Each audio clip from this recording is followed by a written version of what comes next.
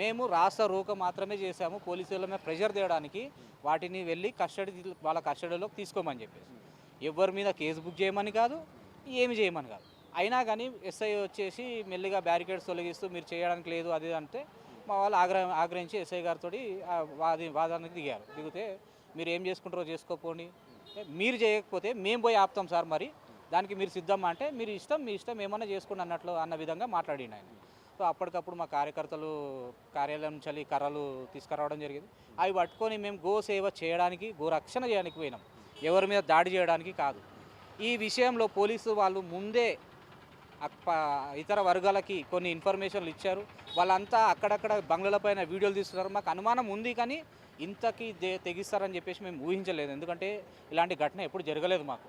వాళ్ళందరూ ప్రిపేర్గా ఒక plan A కాకపోతే ప్లాన్ బి అనుకొని వాళ్ళు రెడీగా ఉన్నారు. సో వాళ్ళంతా ఒక నలుగురు ఎదురు రాగానే మా వాళ్ళు దాడికి వెళ్ళగానే వాళ్ళు బైకులు వదిలేసి పారిపోయారు, గల్లీలోకి పారిపోయిన వెంటనే వీళ్ళు వెతుకుతున్నారు గల్లీలో ఎక్కడికి వెళ్ళారని. వాళ్ళు హఠాత్తుగా ఒక ఇద్దరు దాడికి వచ్చారు. మా అరుణ్ నా వెంటనే ఉండే కొంచెం దూరం వెళ్ళగానే ఇంత పెద్ద రౌతు తీసుకొని ఆయన పైన విసరడానికి వెళ్ళాడు. అతీక్ అనే వ్యక్తి అని చెప్పేసి, నేను కూడా చూడలేదు, మనోడు చెప్పిన పేరు అతీక్ అని.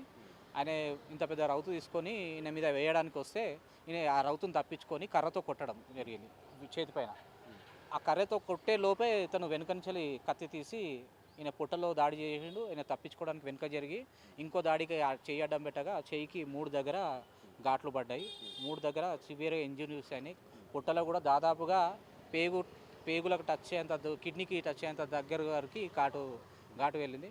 సో వెంటనే నేను అక్కడ రక్తం మడుగులు ఉన్న మా ఫ్రెండ్ని ఆటో ఎక్కించి ఆ స్థలం నుంచి తీసుకెళ్ళిపోయినా. నేను అసలు అక్కడ ఆయన మీద అటాక్ జరిగిన సంగతి కూడా ఒక హాఫ్ అన్ అవర్ వరకు ఎవరికి చెప్పలేదు. ఎందుకంటే ఇంకా ఎక్కువ అల్లర్లు అవుతాయి అని చెప్పేసి. ఒక అరగంట తర్వాత ఒకరికి విషయం తెలిసింది. నాకు వాట్సాప్లో కానీ ఫోన్లో చూస్తే ఈ విషయం తెలిసి అందరూ ఇంకా ఎక్కువ తీవ్రత చేసిరు అని చెప్పేసి తెలిసింది. అప్పటికి కూడా చౌరస్తా వరకు వెళ్ళేసి పోలీసులు వాళ్ళని కంట్రోల్ చేస్తే రిటర్న్ అయ్యారు మా వాళ్ళు. రిటర్న్ అవుతుంటే మెదక్ ఆర్థోపెడిక్ హాస్పిటల్ దగ్గర రామ్నగర్లో ఉంటుంది. ఆ హాస్పిటల్ పైన నుంచి కొంతమంది మూకలు వాళ్ళపైకి రాళ్ళ దాడి చేశారు. అయితే అప్పుడు వాళ్ళు అడిగారు, సార్ వాళ్ళు పైనుంచి రాళ్ళ దాడులు చేస్తున్నారు అంటే మీరు ఇక్కడి నుంచి వెళ్ళిపోవాలి, లేకపోతే దెబ్బలు తగిలితే తెలియదా మీకు అని చెప్పేసి మాట్లాడారంట అక్కడ ఉన్న పోలీసులు. అయితే వీళ్ళ హాస్పిటల్లోకి వెళ్ళడానికి ట్రై చేస్తే కింద పోలీసు వాళ్ళు ఉండి అడ్డుకున్నారు. మరి వాళ్ళు పైకి ఎలా వెళ్ళారు, అది ముస్లిమ్స్ కాదు హాస్పిటల్, అది అక్కడ పైకి ఎలా వెళ్ళారు, వాళ్ళ దగ్గర రాళ్ళు ఎక్కంచెలున్నాయి, వాళ్ళు ఎందుకు దాడి చేస్తారు అంటే అదంతా మీకు అనవసరం, మీరు వెళ్ళడానికి లేదు అని చెప్పేసి అంటే అప్పుడు ప్రాపర్టీ నష్టం అనేది అక్కడ జరిగిందండి. అక్కడ వారికి ఏ హిందువు కూడా ఇలాంటి ప్రాపర్టీ డ్యామేజ్కి పాల్పడలేదు. ఎందుకంటే అక్కడ అందరి షాపులు హిందువులే ఎక్కువ ఉన్నాయి. ఎవరు మా ప్రాపర్టీస్ డ్యామేజ్ చేయడానికి రెడీగా లేరు. ఆ హాస్పిటల్ పైన వాళ్ళు ఎలా అలౌ చేశారన్న కోపంలో అక్కడ ఆ హాస్పిటల్కి సంబంధించిన కార్ని ధ్వంసం చేయడం జరిగింది. ఆ తర్వాత ఆ ధ్వంసం చేస్తుంటే పోలీసులు లాఠీచార్జ్ చేయడం వల్ల దాన్ని ఇంకా తీవ్రంగా అయింది. మా ఫ్రెండ్ని అటాక్ అయ్యి నేను ఆటో ఎక్కిస్తుండగా ఇంకొక వ్యక్తి వెళ్ళి దగ్గరలో ఉన్న సిఐ వాళ్ళు బ్యాచెస్ కూడా తీసి లోపల పెట్టేసుకున్నారు, పేర్లు కనబడకుండా. ఆయన దగ్గరికి వెళ్ళి, సార్ అటాక్ అయింది, ఇట్లా బ్లీడింగ్ అవుతుంది, కత్తితో దాడి చేస్తారంటే అవునా అయితే ఏం చేయమంటావు అని చెప్పి చేతులు కట్టుకొని పక్కకు నిల్చున్నారంట. వాళ్ళు ఫోన్ చేసి బాధపడ్డారు, అన్న ఇంత ఘోరంగా ఉన్నారు, మీరు వెళ్ళేటప్పుడు ఇలా చెప్తే పోలీసులు స్పందించలేదు, ఇంకో వెహికల్కి కార్ డోర్ తీయడానికి చేస్తే లాక్కొని వేసేసుకొని వెళ్ళిపోయారు పోలీసు వాళ్ళు కేవలం వీడియో తీసుకోవడంలో మాత్రమే నిమగ్నమయ్యారండి.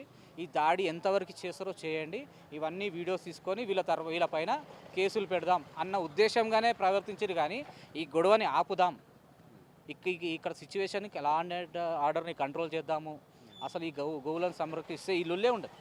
వాళ్ళు అప్పుడే యాక్షన్ తీసుకొని ఉంటే మేమంతా తినేసి పడుకుంటాం నైట్, ఎవరి ఇళ్ళలో వాళ్ళు వెళ్ళేసి. వాళ్ళ యాక్షన్ తీసుకోలేదు. మరి మేము తీసుకుంటామంటే మీ పరిస్థితి, మీరు ఏం చేస్తారు అని అడిగితే కూడా మీ ఇష్టం అన్నట్టుగా మాట్లాడారు. అక్కడ ఈగోస్ని పోలీసు వాళ్ళే రెచ్చగొట్టారు, ఒక వర్గానికి సపోర్ట్ చేస్తూ. ఎందుకంటే ఎమ్మెల్యే ప్రెషర్కి కాదనలేక మాతో ఎదురుపడలేక మీరు ఏం చేస్తారో చేయండి, మేము తర్వాత వీడియో ప్రూఫ్లు తీసుకొని మీ మీద కేసులు చేస్తామన్న ప్లాన్లో పోలీసు వాళ్ళు బిహేవ్ చేయడం వల్ల ఇదంతా జరిగింది. లేకపోతే అక్కడ గొడవలు చేయడానికి ఆస్కారమే లేదు.